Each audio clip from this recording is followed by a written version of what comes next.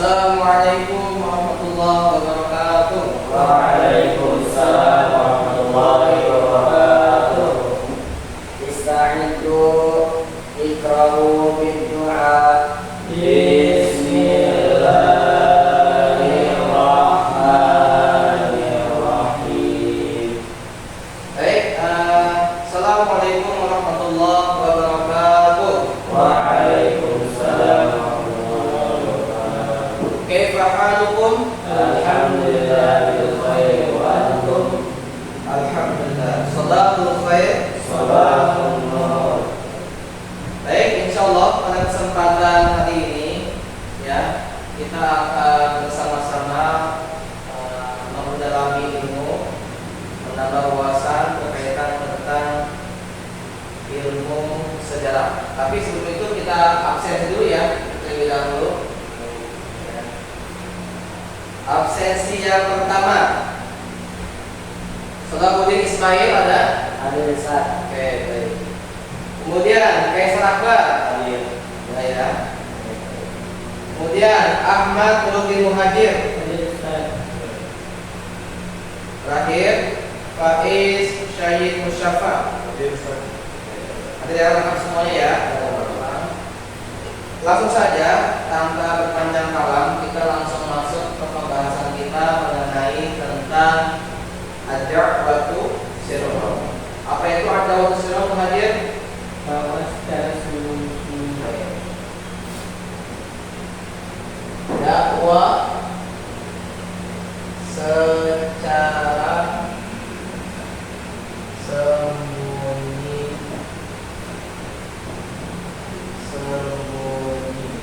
ya. Jadi dakwah secara sembunyi-sembunyi. Nah, ada di dalam Quran surat Al-Mudaththir ya,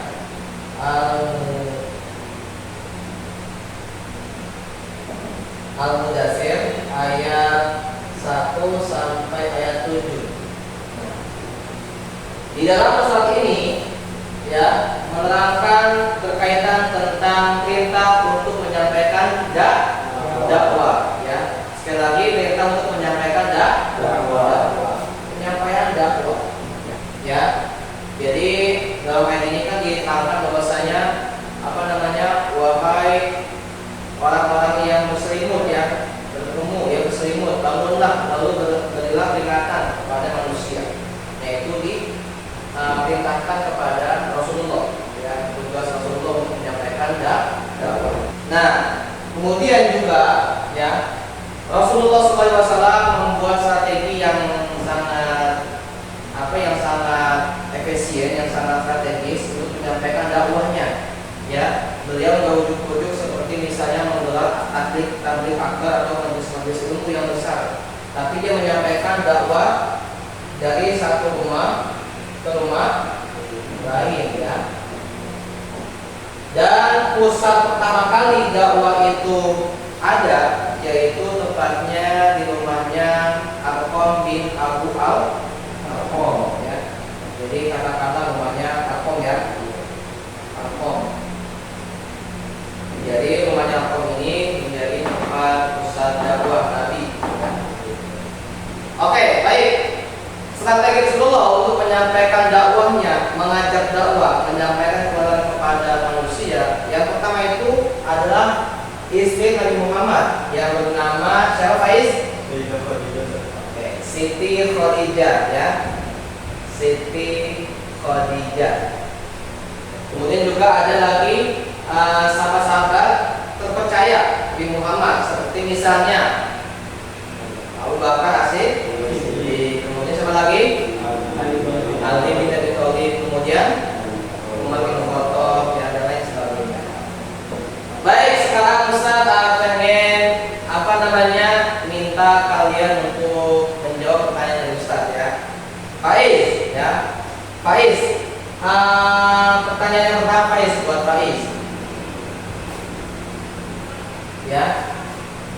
Di mana pusat pertama kali Rasulullah menyampaikan dakwah? Di rumah salah satu sahabat yang bernama Arqam bin Abu Arqam ya. mendapatkan nilai 100 ya. Kemudian Salahuddin. Ya. Salahuddin, ya, jawab pertanyaan Ustaz ya. Di dalam surat berapa, ayat berapa yang menjelaskan tentang perintah untuk berdakwah? Surat Quran Al-Mudaththir ayat 1 sampai 7. Surat Al-Mudaththir ayat 1 sampai 7. Betul nggak, Abah? Betul ya.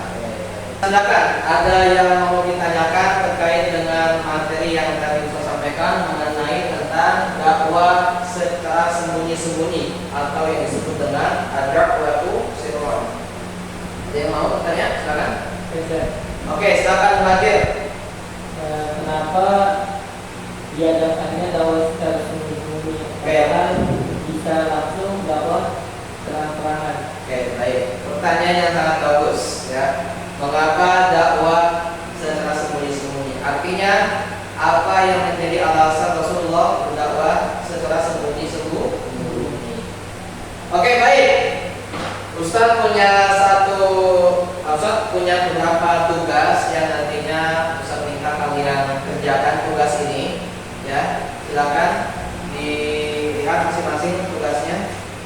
Ya, Faiz, Muhajir, Akbar, dan Sholat ya. Oke, silakan dipahami, diamati. Waktu kalian mengerjakan soal dalam waktu 3 menit dimulai dari sekarang. Oke, baik. Oke, karena waktu sudah habis, jadi silakan dikumpulkan tugasnya.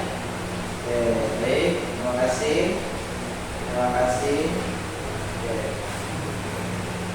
Oke, baik. Terima kasih atas tugasnya yang telah kalian kerjakan. Nanti di pertemuan depan kita akan lihat hasilnya. Dan nanti hari ini saya akan koreksi bagaimana hasil nanti kita lihat di pekan depan nanti. Baik, mungkin cukup sekian berkaitan tentang pembahasan kita mengenai tentang dakwah secara